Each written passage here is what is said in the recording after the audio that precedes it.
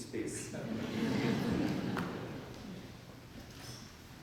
But I think in all the effort that we are making, the Indian origin community is playing and will have an important role to play. And many of you are very much a part of that process. Today we have about 3 million plus Indian Americans in the US, integrated part of society here. We have representatives of RP here, and from the figures I hear from them, there are about 110,000 Indian doctors in the United States serving in remote parts of this country. 1 out of 7 patients in the US today is seen by an Indian doctor. And of course, we have representatives here from the hotel industry, and I'm told that 40% of all hotel rooms in the US are now owned and managed by Indian Americans. We have about 100,000 Indian students, not Indian American students, because that's an additional dimension, 100,000 Indian students in US universities. And for those students, we are paying $3 billion annually as tuition fees to US universities. And that is our engagement with the US university system. And then, of course, then we have the cost of living beyond that, which again adds to the engagement with the US economic system. And so education will be another area of very important collaboration in the years ahead. Today, only about 18% of Indians have access to higher education. And we want to take that figure to 30%, which means we'll need to build many more colleges, universities, look at building more interactions for them with international universities. And already a lot is happening in terms of collaboration between Indian institutes, universities, and their US counterparts in terms of student exchanges, faculty exchanges. And we are encouraging faculty from other parts of the world, especially Indian origin faculty, to look at doing a semester or a year in India as part of these faculty exchanges. So I thought I will describe for you some elements of the ongoing and potential areas for collaboration between India and the US. The relationship has really strengthened over the past 10 to 15 years, and we see tremendous potential going ahead. Because as President Obama has said, the India-US relationship will be a defining partnership of the 21st century. And US leaders have articulated now time and again that they see the rise of India to be in US interest. And our Prime Minister has said that he sees this relationship as one among natural allies. And it is in that framework that we are working to advance the relationship in different dimensions, and I count on your support and contribution in taking this forward. Thank you very much.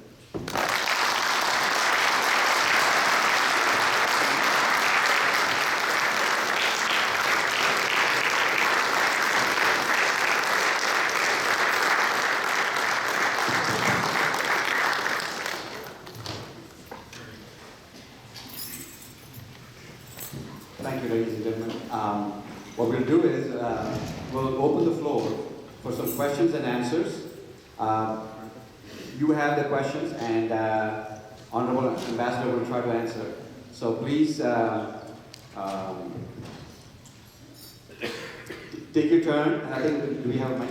Okay. Arya or Janet, you want to take a mic?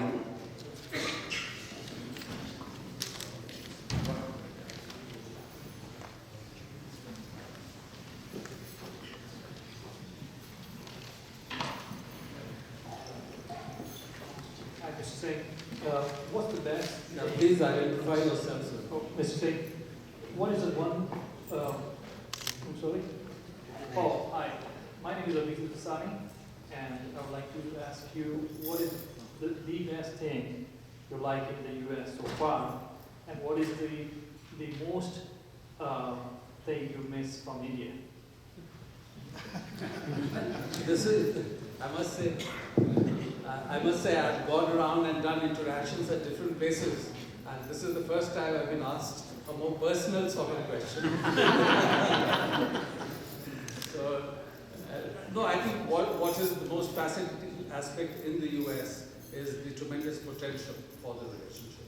And as professional diplomats, our work is really in identifying opportunities, advancing and widening spaces for cooperation. And the tremendous potential for cooperation between India and the US is both fascinating and challenging. That's very good. What do you miss? What do you miss I miss most being in India. Because home is home. Before you ask, please identify yourself and what you do, what's your profession, if any, and then please then ask the question. Yeah, my name is Subhash Jadan. I've been here about 40 some years. I've been reading about this nuclear negotiation going on with the US and India for a number of years. What is the current situation? What is the final outcome so far? Good. I think it's an important question because very often you are asked that when you had this civil nuclear agreement and how has it changed things.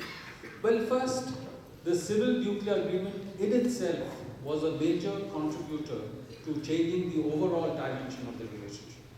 Because before the civil nuclear agreement was done, there were many technology denial regimes which were targeting India. And therefore it limited the potential for the US to collaborate with India in many sectors. Once this was done, those technology denial regimes have been gradually are being removed. And it has enabled the US to partner with India in areas where it could not do earlier. More than that, it has given people in India more confidence in this partnership because this kind of technology denial regimes are being removed. But going beyond that, on the specific aspect of civil nuclear cooperation, when President Obama was in India in January, the last remaining aspect related to civil nuclear liability at the government level was resolved, and after that the government has set up a general insurance pool to deal with liability related to any kind of a nuclear accident. And after that, the Indian nuclear operator, the Nuclear Power Corporation of India, is in discussion with potential US suppliers, and they are now looking at technical and costing aspects. So that is a separate set of negotiations that has to be taken forward. Thank you. Next. I am Dr. Vipin Shah, now retired urologist, so I have more time to ask you questions. But before that, thank you for honoring us with your presence and all the information that you have given us this evening. The question I would like to ask you is that the population of India is 1.25 billion. Population of China is 1.35 billion. So what is the Modi government, what steps is it taking that we do not overtake China in the near future? Well, so I think a couple of comments there. First, all statistical projections show, and one can never be 100% sure on these things, but all statistical projections show that India will overtake China in terms of the population size. But that having been said, the rate of growth of population in India today, which is about 1.6%, is not a high rate of growth of population. It's a reasonable, moderate rate of growth of population according to all those who study population statistics. And the expectation is that based on this rate of growth, by about 2050 or so, India's population will peak and will not grow thereafter. Second, with our rate of growth and the way we have managed our population issues through encouragement to limit the size of the family, the bulk of India's population will for several decades remain in the working age bracket. And therefore the challenge that many societies face today of an aging population, and even China is facing or about to face, India is not facing that problem. So we will have the bulk of our population in the working age bracket, which is good for the economy. So I think broadly, over years and decades of effort, in terms of the population structures, we are at a reasonably good place. Our challenge will be that today we have almost 800 million people in India who are below 35 years of age. So at one level, it's a huge opportunity because there's a lot of energy. In terms of the global demand, when people around the world who are faced with aging societies are looking at availability of technically trained manpower, they will have to engage with the technically trained manpower of India. But the challenge for us would be to ensure that sufficient jobs are being created for these people. And that is why the government is making an effort towards Make in India, Digital India, Startup India, Skill India. All these are geared towards providing job opportunities for this dynamic, youthful population of India. Next question. This is Kaushik Mazumdar. Thank you, Mr. Ambassador, for visiting Columbus and sharing your thoughts on the US-India engagement. My question is mostly on the current political landscape in India and vis-a-vis economic engagement or India economic achievement which the current government is trying to give. My question is that at a broader level we are seeing a lot of things are happening, but the question is how the benefit of this economic achievement will reach to the grassroots level, particularly considering the extreme hostility between the ideological front. How do you think this will reach to the grassroots level, particularly where the state government and the central government do not see eye to eye? So the Prime Minister has on several occasions spoken about inclusive development. He has also said Sabka Saath, Sabka Vikas. So clearly, first we need to have high rates of growth, because without that we cannot ensure that we have enough resources to bring down the benefit to reach the bottom segments of the population. But even as we have high rates of growth, there have to be conscious policies to ensure that every segment of society benefits. And traditionally, as you know, we've had schemes geared to that. We have the National Rural Employment Guarantee Scheme, under which government ensures that in the rural areas, in every family, at least one person has 100 days of minimum guaranteed employment. So that's like a social insurance, social welfare measure. We have right to education, under which every child up to the age of 14 is entitled to free education.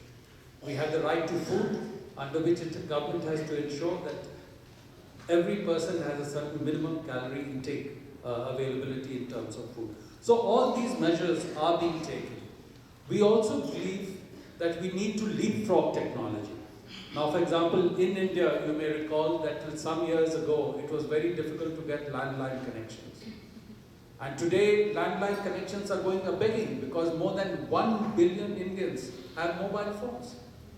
And the way we are using mobile phones today has completely transformed the way we conduct our lives, the way we conduct businesses. Even in rural areas, people are using mobile phones to get information on input prices, on prices in the market, and conducting their businesses accordingly. So with the spread of digital technology, there will be spread of empowerment, because this can be used for communication, for information, and so we want to use this technology now to enable people to leapfrog what they can do in terms of gaining economic benefits. And therefore, some of the things that are happening in the West Coast of the United States and the partnership that there is in this space between India and the US, we believe will enable us also to take this forward. So I think through conscious government policies and use of technology, we will be able to ensure that the benefits reach everyone in India. Great question. We have the next question. Before that, we have a little housekeeping announcement. Those of you that don't have your cell phones on silent, please, for the sake of others, as a courtesy, please put it on silent so that it doesn't disturb other people. Next question, please. Your Excellency, it's a great honor for you to come to Columbus, and we thank FIA for the opportunity. My name is Jagdish Prabhala. I work for Sintel on SAP and Big Data. My question is, the Y2K revolution has completely changed the Indian IT dynamics. The Indian IT people coming to US has grown tremendously after 2000. But sometimes I feel, if you look at the recent China stock market crash, that has destabilized a lot of commotion in the US. So what happens is, China still creates an impact on the US economy. For example, if China stops their exports for one day, they say the whole country is at a standstill. Whereas India has developed tremendously on the offshore development. And we have been having a balance act, supporting the US government, complementing on how we don't bring the US government down on the stock market if we have any issues back in India. So my question is, I still feel US government does not recognize the Indian potential, even though we all have our lives here, we do a balanced act here. They still feel like, China is still dominating over India on few issues. So I want to know how can we grow to that level of improvement in the US government's eyes. So first, I must say that, as you know, I have no option but to work closely with the US government, and I find that they fully recognize the potential of India. So there, I must differ with the assessment you are making. But going beyond that, the fact is that our GDP is 2 trillion, and China's GDP is 8 trillion. So Chinese economy, at the moment, we definitely have a far bigger impact on the global economy and US economy. But I think our technically trained manpower and people like you have a good impact on the US economy that everyone recognizes. And when I was going to California to prepare for the Prime Minister's visit and then during his visit, I could see that Indian origin tech entrepreneurs are an integral part of cutting edge technology development happening there. So all of you have a very big impact on the US economy. But there is a difference between our GDP and the size of Chinese GDP, which is a fact of life. You have to recognize that. Vinita Mehra from the law firm of Kegar Brown at Shady Asia Pacific Practice. It's an honor to have you, Ambassador. I have a legal question. I have to do that. I'm a lawyer. The question is, we represent numerous clients, US clients who are